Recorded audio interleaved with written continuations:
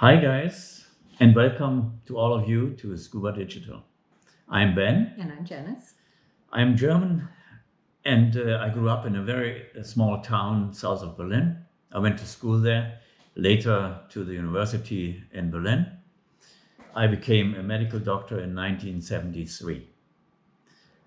Now, that's a long time ago. But I always had a dream, and that dream was to sail around the world in my own little boat. I'm American and a nurse by profession from Kentucky.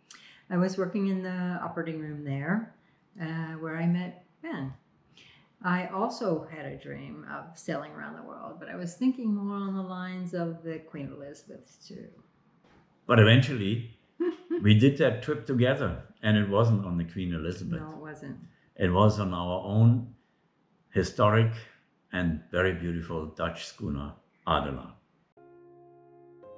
That is a really long story. My former partner and I were looking for anchors for another boat project. That was in 1979. We took weekend trips to the Baltic Sea where boats were and anchors. We found a perfect set, but unfortunately they were attached to an old Dutch schooner. The owner, though, didn't want to sell the anchors, but he was agreeing to sell the whole ship. So we ended up buying another boat, which turned into a new boat project. Over the next years, this boat was then taken to Holland and ended up in the same shipyard where it was originally built. The owner that built it originally in 1902 came and brought us pictures that we could use as a template for the rigging. Over time, Adelaar went from a cargo vessel to a passenger boat. Dreams of sailing around the world filled the heads of everyone and came closer to reality. Sailing around the world was not an easy task because first we had to learn how to sail the ship. That's true. And that was a tough job too.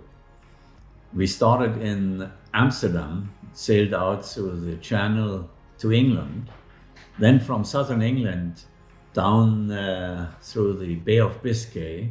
We ended up in southern part of France, then over to Spain, then along Portugal and into the Gibraltar Sea, then entering the Mediterranean. There we had a good time for a year and a half.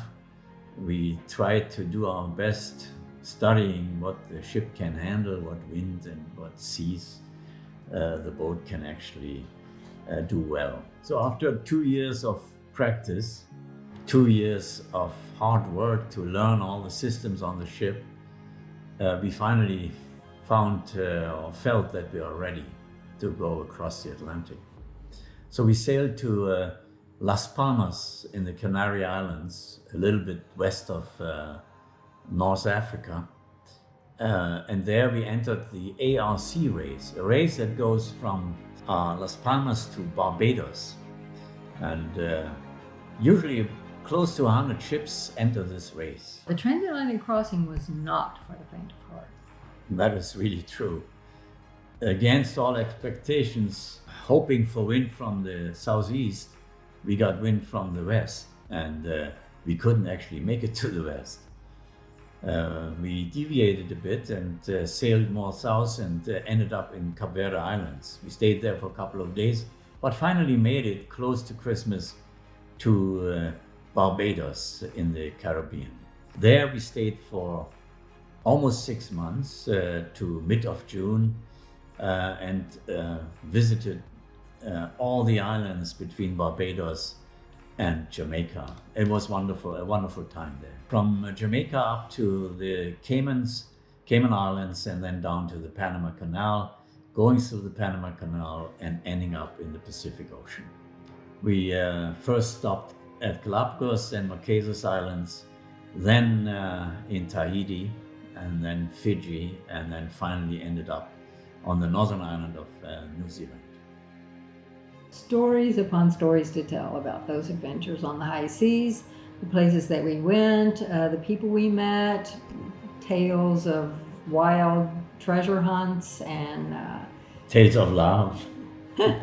but all stories for another time. So the trip was stopped for a few years while after the Adelaar arrived in Whangarei in New Zealand. Benno and Tineke, Ben's former partners, had 2 small children, so they decided to settle in this area. And the Adelaar was anchored in a big bay beneath their property. And then in 1992, Ben and I decided to continue that journey. trip. The ship went to another major refit in preparation for our rest of our trip. And we stocked up everything that we could into the boat, and we left Whangarei Harbor in April of 1993. So from Whangarei, we sailed north to Norfolk Island, New Caledonia, Solomon Islands, Vanuatu, Papua New Guinea, and then finally to Indonesia from Papua, and through Raja Ampat before we came down to Komodo. Raja Ampat wasn't really known at that time at all. Nobody was there going there. Completely unknown. All right. When we arrived in Bali, that was just like heaven for us, compared with the frontier that we had to put up with for the last 10 months. There were grocery stores, there were spare parts, there was a thriving tourist industry, and there was an airport close by. So it was wonderful. The charm of Bali and rumors that the Malacca Strait was dangerous because of pirate activity, we decided to take a longer stop. So from the scheduled couple of months, a couple of years, and then it turned into decades. Now, 27 years later, we are still here. I think we simply fell in love with Bali, the people, and the archipelago east of this island. By 1996, we started longer trips, liveaboard trips to Komodo and Adelaar archipelago and to Sumba. And from 2000 onwards, we did regular scuba diving trips. Renovations, which are my favorite topics. Yeah, I know why. We decided we wanted to put in private bathrooms because the people that we were coming on the boat they were changing their attitudes and they wanted private bathrooms in the cabins, and we didn't have it. So we said, okay, well, we'll just put some private bathrooms in the cabin. So we started with that, started with a small project, and then it just evolved into... Well, into a big project. A very big project. We ripped everything out. Everything. The whole ship was gutted. And we started from scratch. We saw the port and the starboard steel hull and nothing on the floor. So everything was out. Everything. Looking back, I don't even know how that happened, but it did happen. I have pictures. It did happen. So we started a 3-year renovation, complete rebuild inside, which was initially planned for 3 months, turned into 3 years. That's right. But we ended up with a wonderful boat. 8 cabins, and now we have 4 cabins with private bathrooms. And we have plenty of luxury besides the cabins and the ensuite bathrooms. It's just like a 5-star floating boutique hotel now. We like it. We like it. We are here now close to 27 years. When we came, we were one of the first boats offering liveaboard trips for adventure sailing and then later for scuba diving.